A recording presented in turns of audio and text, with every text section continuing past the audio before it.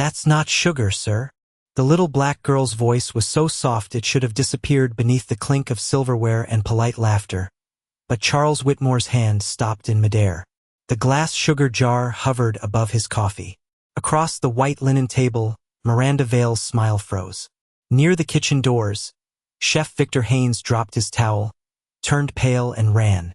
20 minutes earlier, no one at the Waldorf Meridian charity breakfast had noticed Maya Brooks standing beside the service hallway with dishwater on the cuffs of her sleeves. The ballroom was built to make poor people feel invisible. 30-foot windows caught the Baltimore morning in gold. White orchids rose from crystal vases. Donors in tailored suits leaned over small plates of smoked salmon, berries, and warm croissants, speaking in quiet voices about generosity, while servers moved like shadows behind their chairs. At the head table sat Charles Whitmore, 56, white-haired at the temples, dressed in a charcoal suit that looked as if it had never known rain. His name was on the banners, on the hospital wing, on the foundation brochures stacked beside every plate. People called him a philanthropist, a builder, a man who had saved children he would never meet. Maya only knew he was the man her mother had been told never to bother. Her mother, Tanya Brooks, was downstairs in the back kitchen, washing trays for $12 an hour she had not yet been paid. Maya had come along because the babysitter canceled, because rent was due Friday, because there were mornings when a child had to sit very still in corners and pretend not to need anything. She had been doing that beside a rack of folded napkins when she noticed the strange thing first. The smell. Not sugar. Not flour. Something sharper, bitter under the sweetness of coffee and butter. Then she saw Chef Victor standing half-hidden by the pantry shelf, his broad back blocking the counter, one hand turning the lid of a glass jar marked sugar for VIP table. He looked toward the door twice. The hallway light flickered once above him. Maya saw him peel away a blue paper seal, dump the sparkling crystals into a trash bin lined with black plastic, and pour in a white powder from a smaller bottle with no label. She did not breathe until he finished. When he turned, she ducked behind the linen cart, her fingers closing around the torn blue seal that had fallen near her shoe. A woman's perfume drifted past her then, expensive and cold, the kind that did not belong near steam pipes or dish soap. Miranda Vale stood at the kitchen entrance in a cream-colored dress, one gold bracelet hanging loose at her wrist. She did not ask what Victor was doing. She only glanced at her watch and whispered, "Before the speech." Now, in the ballroom, Charles Whitmore lifted the spoon toward his coffee, and Maya moved before fear could stop her. Her small hand caught his wrist. Gasps rose around the table. A security guard stepped forward. Charles looked down at her with irritation sharpened by embarrassment. "Young lady, do you know who I am?" Maya swallowed, still staring at the jar. "Yes, sir," she said. "That's why I'm telling you." For 1 second, Charles did not believe her. Then he looked past her shoulder and saw Miranda avoiding his eyes, and beside the coffee cup, where the blue seal should have been, there was only clean glass. Charles Whitmore did not lower the spoon at first. He simply held it there, suspended over the black surface of his coffee, while the room waited to see whether a billionaire would be embarrassed by a child or whether the child would be removed for embarrassing him. The silence was thin enough to hear the small tremor of porcelain when someone at the far end of the table set down a cup too quickly. Miranda recovered first. She came around the table with the practiced calm of a woman who had spent years turning disorder into a smile. "Mr. Whitmore, I'm so sorry," she said, not looking at Maya. "She's Tanya Brooks's daughter. Kitchen staff. I'll have someone take her back downstairs." The words sounded ordinary, almost kind, but Maya heard the warning folded inside her mother's name. Charles heard it too, though he did not yet know why it bothered him. He turned slightly, still holding the spoon. "Is your mother working this event?" Maya nodded once. "Yes, sir." "And she sent you up here?" Miranda asked quickly. Maya's eyes moved to her, then away. "No, ma'am. My mama told me to stay by the linen cart." A few donors shifted in their chairs. Someone gave a soft, disapproving laugh. Charles set the spoon down, slowly enough that no one could pretend it was accidental. "Then why are you here?"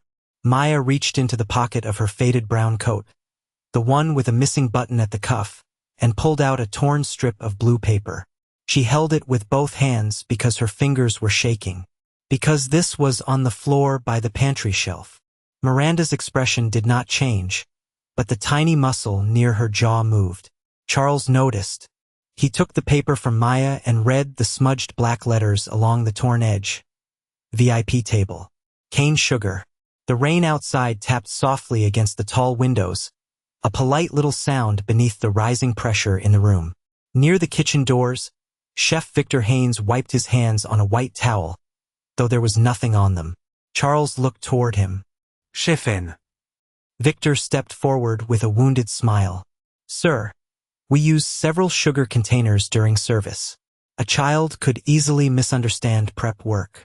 Did you replace this jar? Charles asked. The question was gentle, almost bored. That made it worse. Victor laughed once. Of course not. Maya lifted her chin. He did it when the hallway light blinked. Victor's smile thinned. What? The light blinked 2 times, she said. Then he looked at the camera in the corner and moved the jar behind the coffee urn. Charles's gaze shifted to the black dome camera over the service entrance. Miranda spoke before he could. That camera has been down all morning. Maintenance logged it at 6. Her answer came too fast, too clean.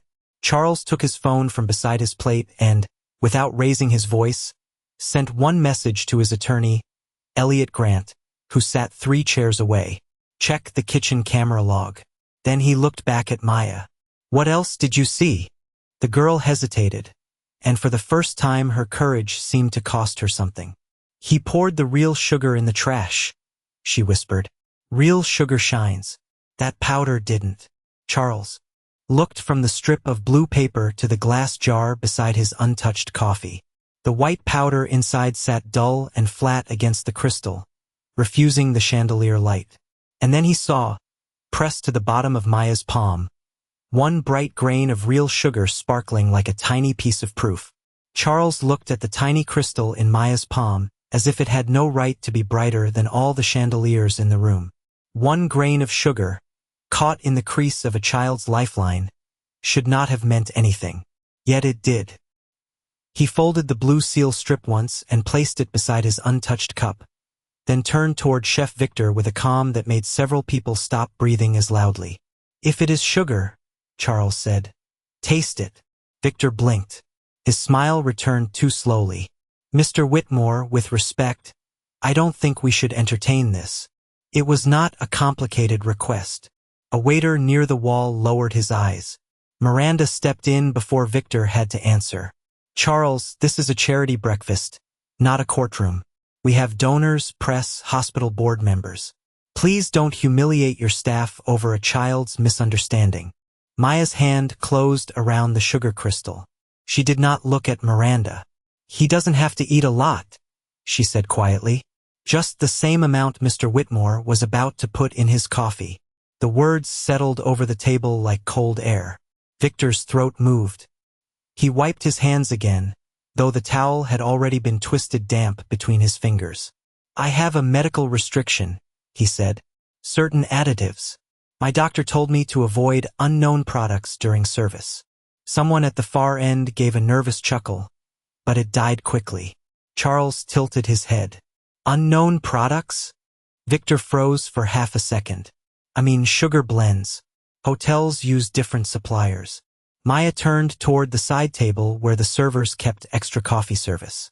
Then bring that one, she said, pointing to a smaller glass jar near a stack of clean saucers. From the other table. No one moved until Charles nodded. A young server, barely older than 20, carried the second jar over with both hands, his face pale beneath the banquet. Lights. Elliot Grant leaned forward now, silent, phone in hand. He had received something. He did not speak yet. The 2 jars sat side by side on the white linen. One held crystals that caught the light like tiny pieces of ice. The other held a powder so smooth it clung to the glass in a dull white film. Charles picked up a clean silver spoon and tapped the first jar. Adraí, familiar rate lancerd. He tapped the VIP jar. The sound was soft, almost dead. For a moment, the only noise was the rain against the windows and the faint hum of the hotel's heating vents. Then Elliot's phone buzzed once. He glanced down, and his face changed just enough for Charles to notice. "What is it?" Charles asked without looking away from the jars. Elliot turned the screen toward him. Maintenance log, 6:03 a.m. kitchen camera marked offline. Then beneath it, a second entry, 6:17 a.m. service corridor camera manually accessed with key card M. Charles's eyes lifted. Miranda's gold bracelet slipped down her wrist as she reached for her clutch. Maya saw the tiny charm first, the little gold key swinging once, then hiding against her sleeve. "That's the same letter," Maya whispered. Miranda smiled at her then, soft and polished and empty. "Sweetheart," she said, "you should be very careful what letters you think you see." But Charles was no longer looking at the child. He was looking at Miranda's hand and the key card she was trying to slide out of sight. The key card disappeared into Miranda's clutch so smoothly that most people at the table would have missed it. Charles did not. Maya did not either.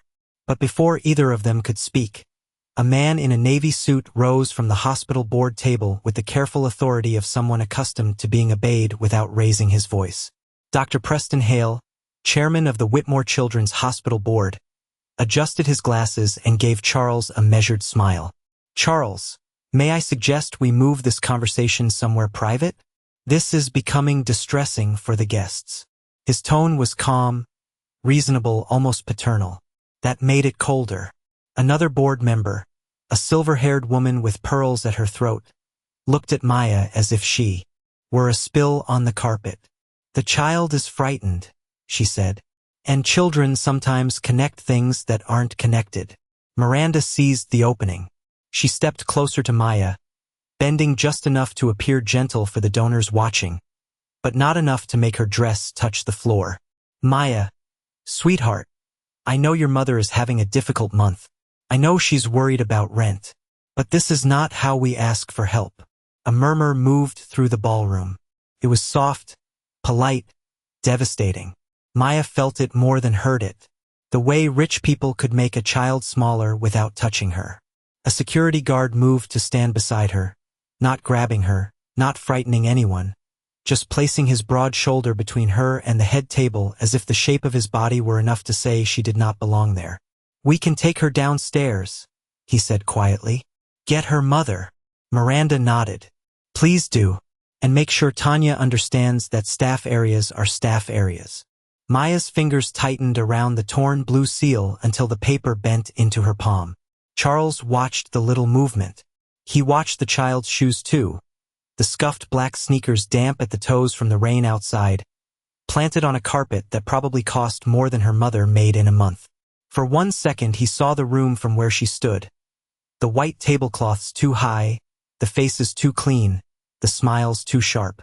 Still, he did not fully understand. "Not yet." "Maya," Charles said, keeping his voice low. "Did anyone ask you to come to my table?" She shook her head. "Did anyone tell you to say this?" "No, sir." Miranda gave a soft sigh. "Charles, really? She is 9. Maya looked up at her then. "I'm 9, not stupid." The room went still. Somewhere near the coffee station, a spoon touched glass with one small, bright sound. Miranda's smile held, but her eyes changed. "No one said you were stupid. You said my mama was having a difficult month," Maya replied. "You said rent. My mama never told you that."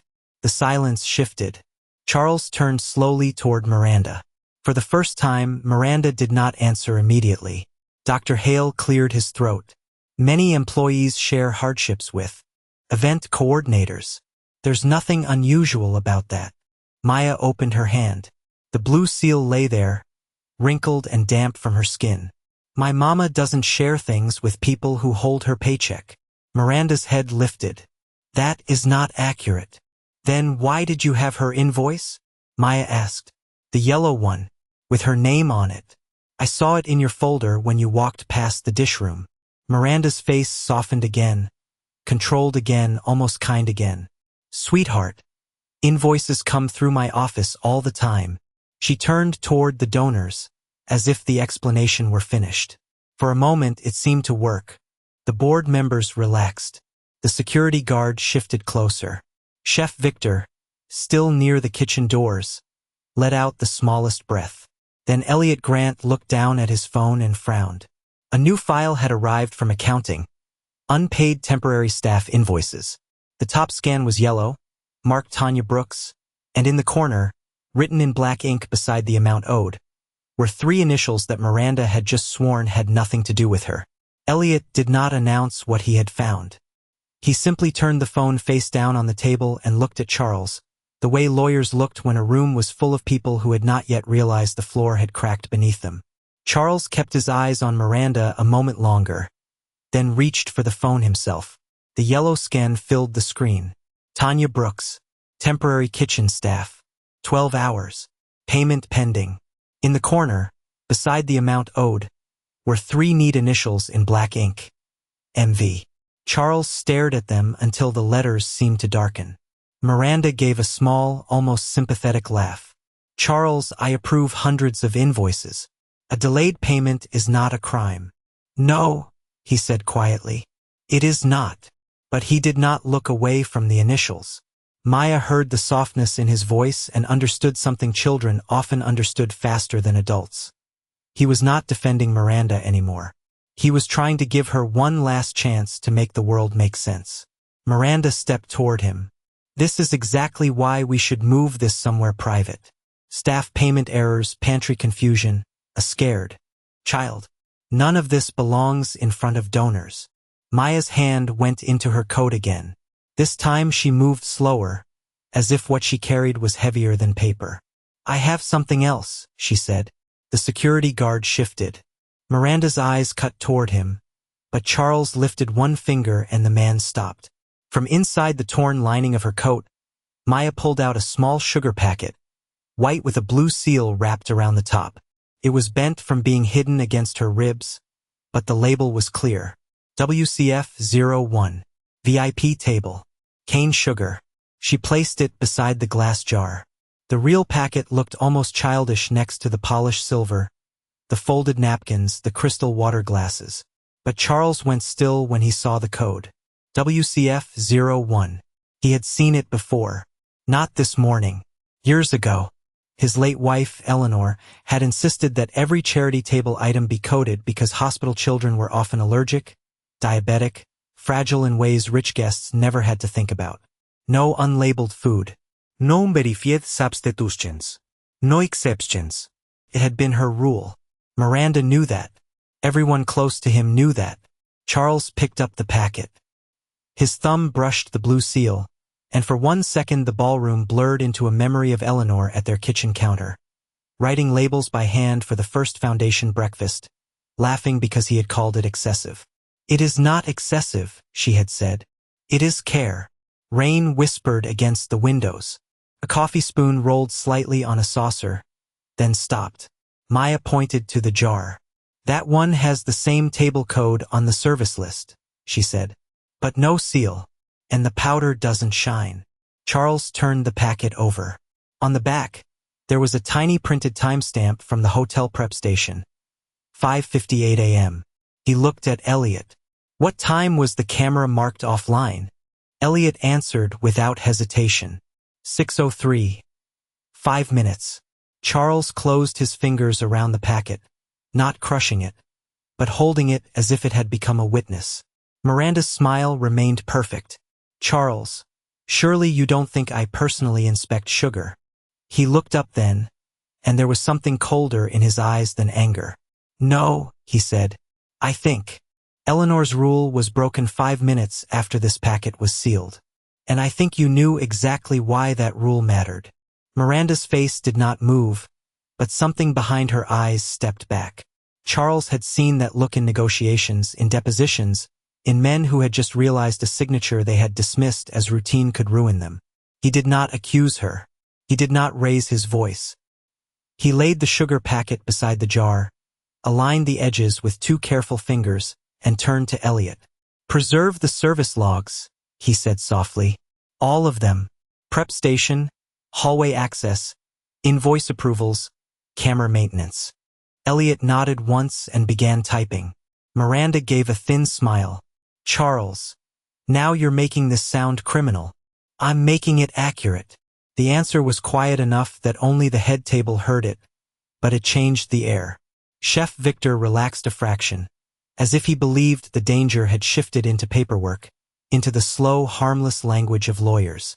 Dr. Hale leaned toward another board member and whispered something about liability. A donor lifted her water glass, decided not to drink, and set it down again. The tiny sound of glass touching china floated through the ballroom. Then rain slid harder down the tall windows, turning the city beyond them into silver streaks. Maya stood very still beside the table, the torn blue seal pressed against her coat. Charles looked down at her. Maya, if someone offered your mother her back pay right now, would you go downstairs and let us handle this? Miranda's mouth softened, almost hopeful. Maya's eyes flicked toward the kitchen doors, toward the place where her mother was still working without knowing her name had been spoken in a room full of donors. My mama needs the money, she said. But money won't make that coffee safe. Charles held her gaze. It was not a child's answer, not fully. It was the kind of answer people gave after being taught that a bill could be paid and the truth still buried.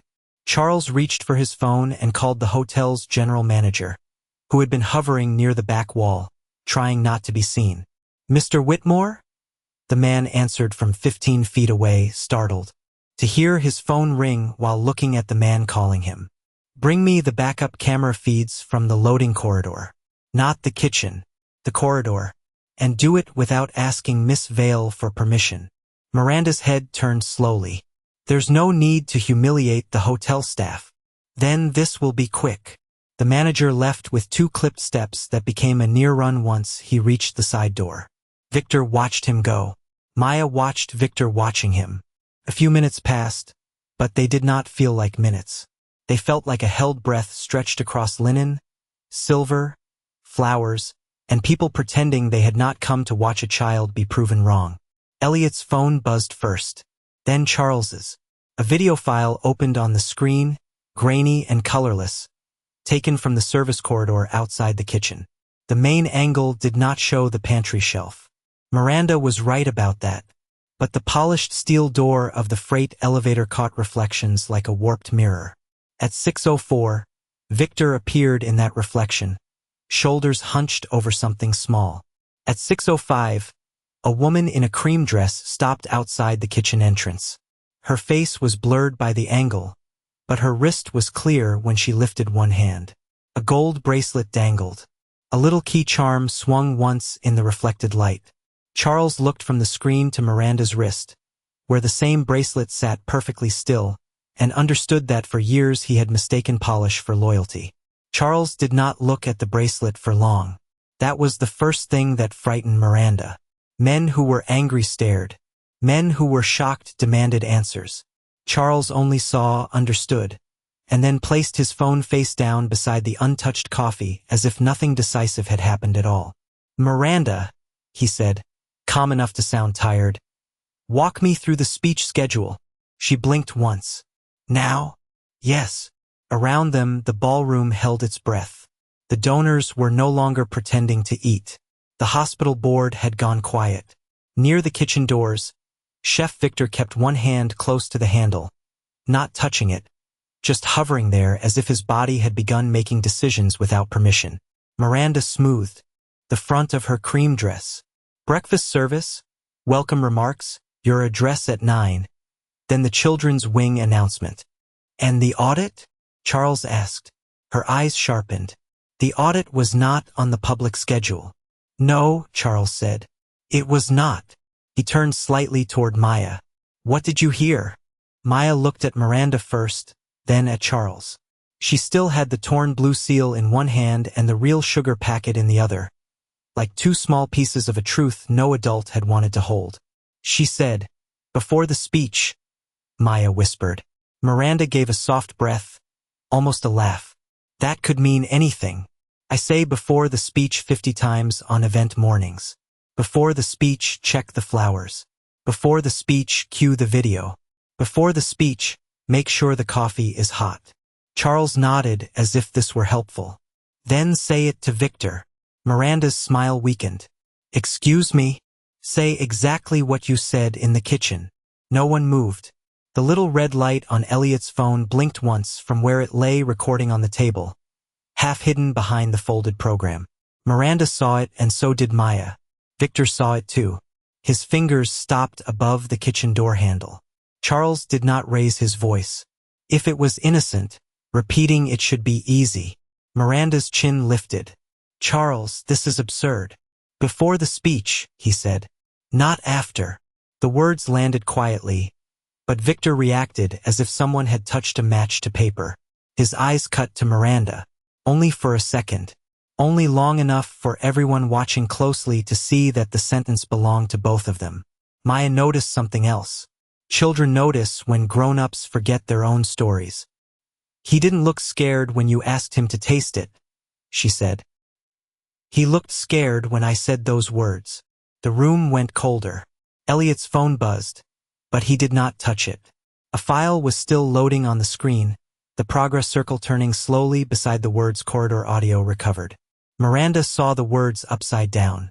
For the first time, her hand moved toward the bracelet as if to hide the little gold key, then stopped because hiding it would be worse.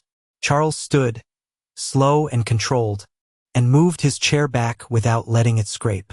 Maya, he said, still looking at Miranda. Come stand beside me. Maya did not rush.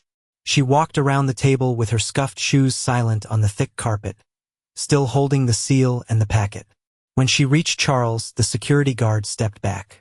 Victor's hand finally fell away from the door, and Miranda Vale, surrounded by donors, board members, cameras, and polished silver, understood that the child she had tried to send downstairs was no longer standing alone.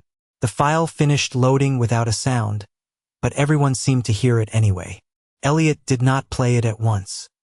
He looked at Charles first, waiting for permission, and Charles gave the smallest nod. The ballroom had become so still that the rain on the windows sounded like fingers tapping from the outside. Maya stood beside Charles with the blue seal pressed flat between her palms. Her shoulders were straight, but her breathing was small and careful, the way children breathe when they know adults are finally listening and they are afraid the listening might stop. Elliot touched the screen. At first there was only static, a low scrape of hotel noise, the hollow hum of the service corridor, a cart while squeaking somewhere far away. Then Miranda's voice came through, softened by distance but clear enough to make her own face change before anyone else's did. Before the speech, not after. A pause. Victor's voice answered, low and strained.